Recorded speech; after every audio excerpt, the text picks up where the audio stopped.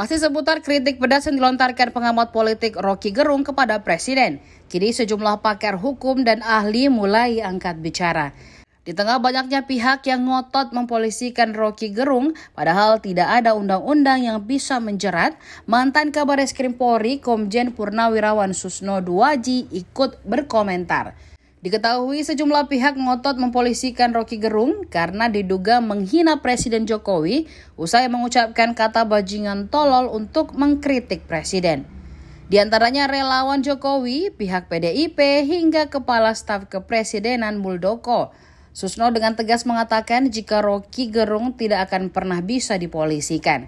Hal itu karena tidak adanya hukum yang bisa memenuhi laporan dan membuat Roky diadili bersalah karena kasus tersebut. Katanya tidak ada undang-undang tentang penghinaan presiden serta kasusnya yang merupakan delik aduan. Seharusnya presiden langsung yang melaporkan Roky Gerung. Sementara diketahui Presiden Jokowi justru tidak merasa keberatan. Dalam sebuah rekaman video, Susno Duaji sempat tersenyum saat membahas ada sejumlah pihak justru merasa kepanasan atas kritik yang dilontarkan kepada Presiden. Dia menyebut ada perwakilan masyarakat bahkan staf kepresidenan Muldoko justru bereaksi keras dengan meminta aparat mengusut tuntas. Dia menambahkan jika pihak berwajib sedikit memaksa untuk menangkap Roky Gerung menggunakan Undang-Undang ITE, negaralah yang justru akan malu karena masyarakat akan menganggap bahwa pemerintah hanya berusaha mencari alasan dan mendiskriminalisasi terhadap seseorang. Karena apa? Katanya menimbulkan kegaduhan di sana-sini, menimbulkan keresahan dan lain-lain. Bahkan sampai unjuk rasa minta Roky Gerung ditangkap dan dihukum. Pertanyaannya apa bisa? Nah, gitu saja. Negara Indonesia, ya negara hukum, kita semuanya harus menghormati hukum. Punya kedudukan yang sama di depan hukum. Dan ingat, ada ajas hukum yang mengatakan sesuatu perbuatan yang bisa dihukum adalah harus ada peraturan terlebih dahulu daripada undang-undang itu. Dalam bahasa kerennya adalah nullum delictum nolla puna sine prope. Nggak ada sesuatu yang bisa dihukum kalau nggak ada aturannya. Mari kita lihat Roky Gerung.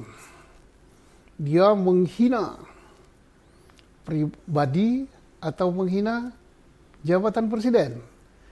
Nah, jelas dia katakan, saya tidak menghina pribadi Jokowi. Saya tidak protes Jokowi. Saya tidak segala macam lah kepada Jokowi pribadi. Yang dia lakukan adalah terhadap Jokowi selaku presiden. Nah, jelas jabatan. Reaksi masyarakat luar biasa. Bahwa Roky Gerung telah merendahkan simbol negara, lambang negara, sehingga harus ditangkap, harus dihukum. Nah, begitu ceritanya. Bahkan tidak kurang dari istana gitu ya. Petinggi istana, Kepala Staf Kepresidenan Pak Muldoko sampai mengadakan keterangan pers. Sampai mengatakan bahwa itu penghinaan luar biasa dan sudah tugas daripada Kepala Staf Kepresidenan. Dan minta aparat supaya memprosesnya. Pertanyaannya bisa nggak diproses? Mari kita lihat. Akan diproses dengan apa? Penghinaan atau merendahkan martabat atau apalah namanya sejenis itu terhadap Presiden Republik Indonesia. Nggak ada aturannya. Dulu ada, masuk pasal 300 sekian lah, 316 apa berapa. Sekarang nggak ada. Pasal itu udah dicabut oleh MK. Terus mau dihukum pakai apa kalau nggak ada undang-undangnya? Jadi jelas tidak bisa ya. Sudah gugur itu. Oke, ditarik. Wah, itu pribadi. Menghina pribadi presiden. Nah, ada dua pertanyaan. Roky Gerung mengatakan saya tidak menghina Pak Jokowi selaku pribadi. Saya menghina presiden, bukan menghina, tapi saya protes. Saya koreksi terhadap presiden. Oke lah, itu alasan Roky Gerung. Tetapi bagaimanapun juga pribadi Jokowi. Tapi sudah gugur. Kenapa? Delik itu adalah delik aduan. Harus Pak Jokowi sendiri yang ngadu. Bukan delik laporan, dia ngadu. Nggak boleh orang lain. Dan Jokowi udah jelas mengatakan, itu masalah kecil lah. Nggak saya urusi, yang penting saya kerja. Berarti udah selesai. Nah, timbullah banyak yang kepanasan. Entah kepanasan panas benar, entah kepanasan ingin cari apalah kepada presiden gitu kan. Tapi jelas itu nggak bisa dihukum lah gitu kan. Tapi ada juga yang, bisa itu dihukum, itu sudah meresahkan, sudah begini. Itu kan tafsir. Hukum itu nggak bisa main tafsir gitu. Nanti dikira kriminalisasi. Tapi ada juga yang nggak puas. Kan bisa dijerat dengan undang-undang ITE. Itu kan undang-undang keranjang sampah. Nanti pasti reaksi orang kalau dipakai undang-undang itu adalah mencari-cari dan kriminalisasi. Ya malulah negara gitu.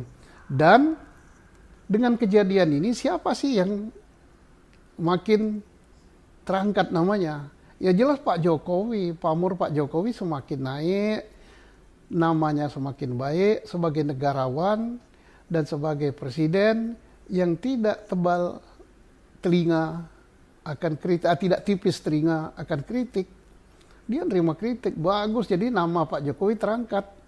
Yang kedua yang dapat panggung siapa? Ya Roky Gerung. Roky Gerung dapat panggung karena berbagai pihak menanggapi, media nanggapi, pakar-pakar hukum nanggapi, terus politisi nanggapi, tim sukses nanggapi. Jadi yang menang Roky Gerung gitu kan, nomor 2 pemenangnya.